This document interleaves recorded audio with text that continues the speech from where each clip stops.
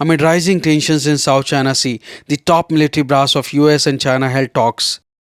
Chairman of the Joint Chiefs of Staff, Air Force General C.Q. Brown Jr., held talks today with his Chinese military counterpart, People's Liberation Army General Liu Zhenli, for the first time since Brown became chairman. According to U.S. Department of Defense, the two military leaders discussed a range of global and regional security issues as Brown reaffirmed the importance of maintaining open lines of military-to-military communications.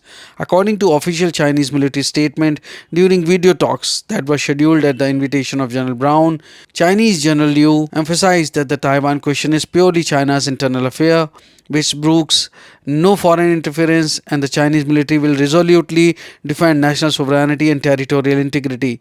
The US should earnestly respect China's territorial sovereignty and maritime rights and interests in South China Sea, be prudent in its words and deeds, and take concrete actions to safeguard regional peace and stability as well as the overall interest of the China-US relations. Chairman of the Joint Chiefs of Staff, General C.Q. Brown Jr., spoke today by video teleconference with People's Liberation Army of China Chief of the Joint Staff Department, General Liu Zhenli. This is the first time the two leaders have spoken since General Brown became the chairman.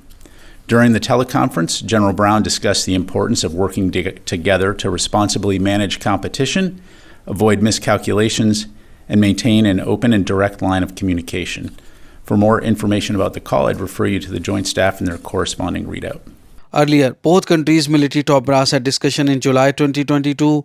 Defense officials have repeatedly raised concerns over China's lack of communication with US military leaders, noting that Beijing has consistently denied or ignored US requests for defense engagements at multiple levels.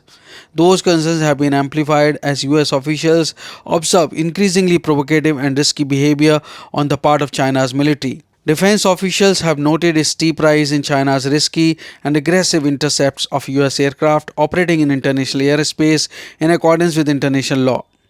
According to the most recent China military power report, the US had documented more than 180 coercive and risky air intercepts against US aircraft in the region between 2021 and 2023. That is more risky intercepts in the past 2 years than in the past decade. To follow up on General Brown's phone call with his Chinese counterpart this morning, are there any plans to reactivate the military-to-military hotline with China? So I don't have anything to announce on that front. As I highlighted, we think it's very important to keep the lines of communication open. So that's something that we'll continue to actively do.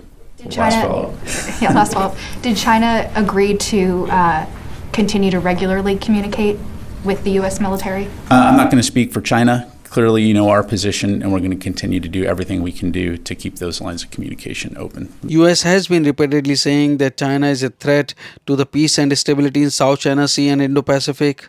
However, the statement of China is contrary to what US says. President Joe Biden secured China's agreement to return to military talks last month following his meeting with Chinese President Xi Jinping during APEC, the Asia-Pacific Economic Cooperation Leaders Meeting in San Francisco.